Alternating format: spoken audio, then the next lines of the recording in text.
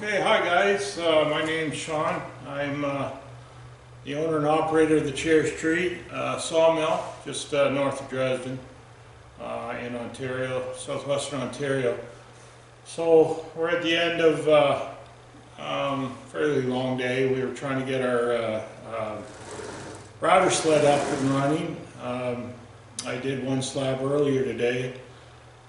So I just wanted to make a small video, show you guys a little bit about the router sled. So we've got a sawmill, we got an LT50 wood miser that we saw mostly hardwood lumber. But a lot of people have been asking for live edge, and I haven't really got into live edge a whole lot, but last year we cut a few slabs here, and that's what we're leveling off today. That's why I built this router sled. So we're starting to cut a little bit more live edge. So I needed something to obviously clean up the lumber that's too wide for my 20-inch planer. So I looked at a few different things. I'd love to have a CNC machine to do this, but that's probably not in our cards in our future for quite a while, if at all. I did look at the SlabMizer from Wood Miser, but awful lot of money for cleaning up edges, or cleaning up the face of these boards.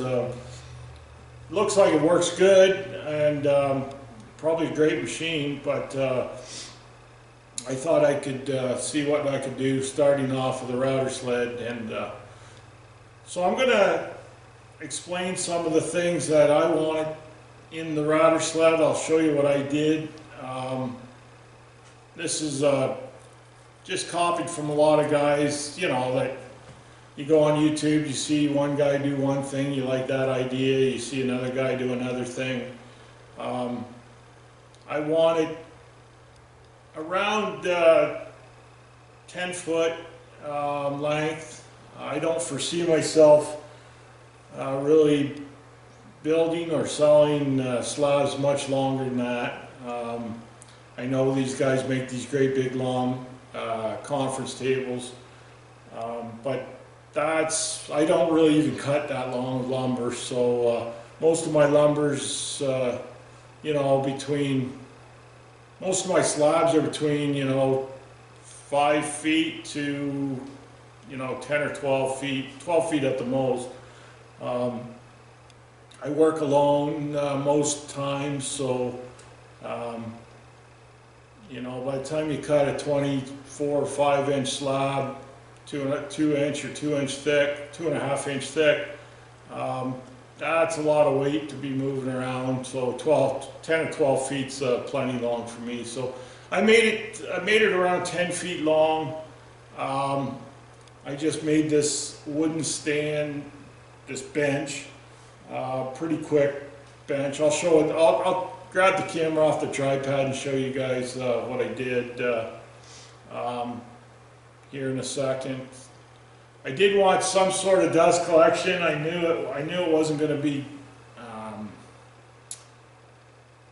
not even close to 100%. I knew it was going to be still a mess, but I did want some dust collection. I did see some guys, you know, they try to carpet or drape brushes around their sled. I may do that in the future if I can kind of see if I can do that. But the problem with that is the wood rides so close to the sled.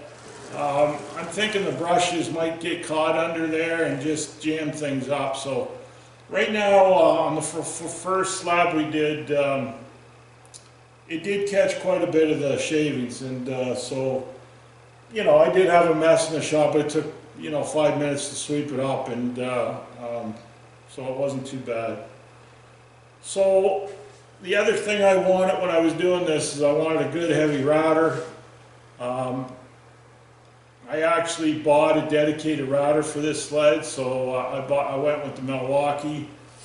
I'm pretty sure it's a 3.5 horse. It's I think it's Milwaukee's most powerful router that they, at least I was told that they make for. The first slab, it worked great, really nice and smooth. I'll grab the camera and show you guys as I'm talking here.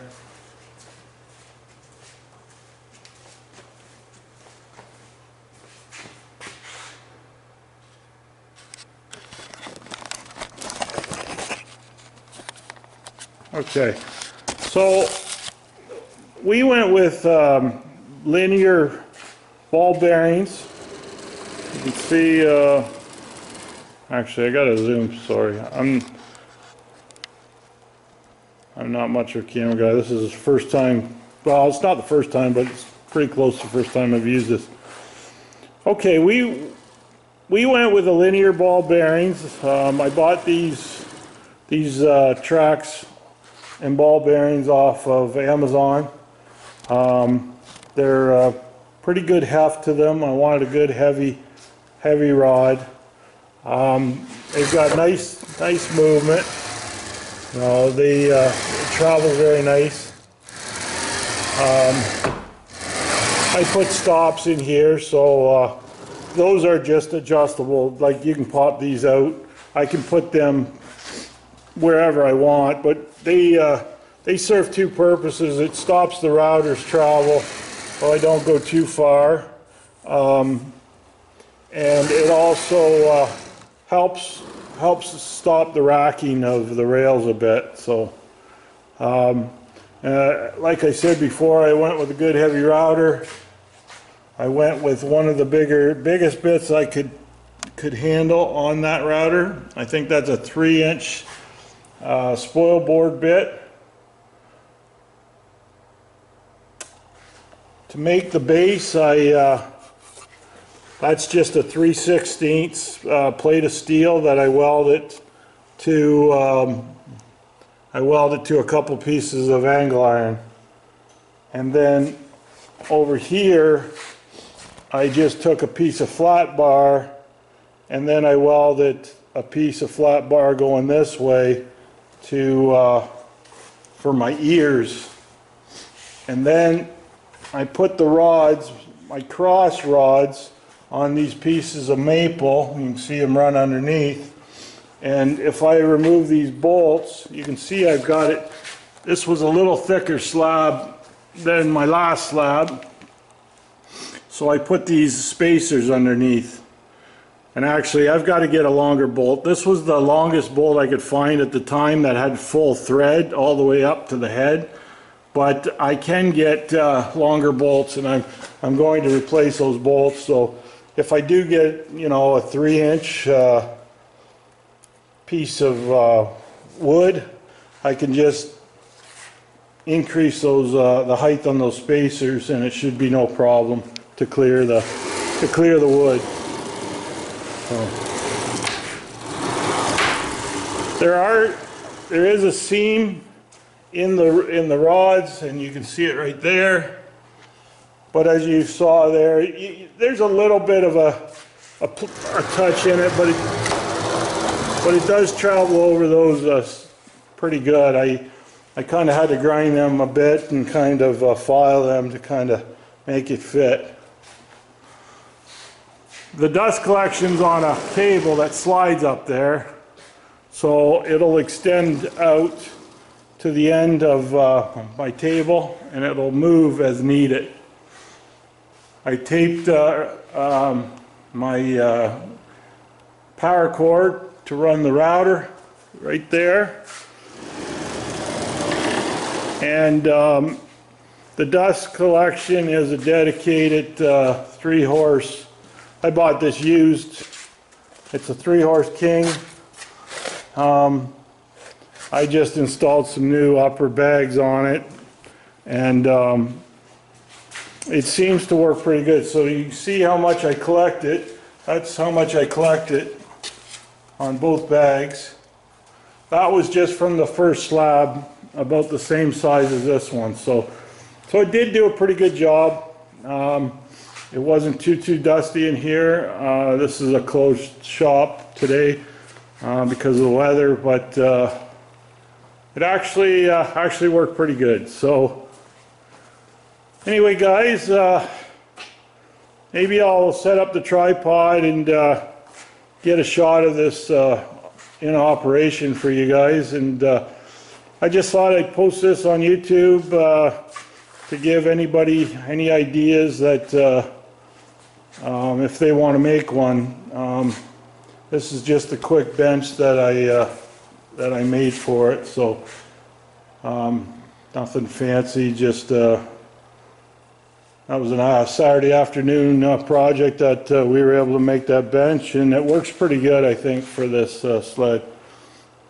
So overall, I'm happy with it. If you have any questions, just leave them in the comments, or look up the Cherished Tree Sawmill.com. So it's cherishedtree.ca. That's our website, and you can always leave me a comment in there if you'd like. All right, guys. Thanks. I will throw this thing on the tripod and let you see it in action. Catch you on the next one.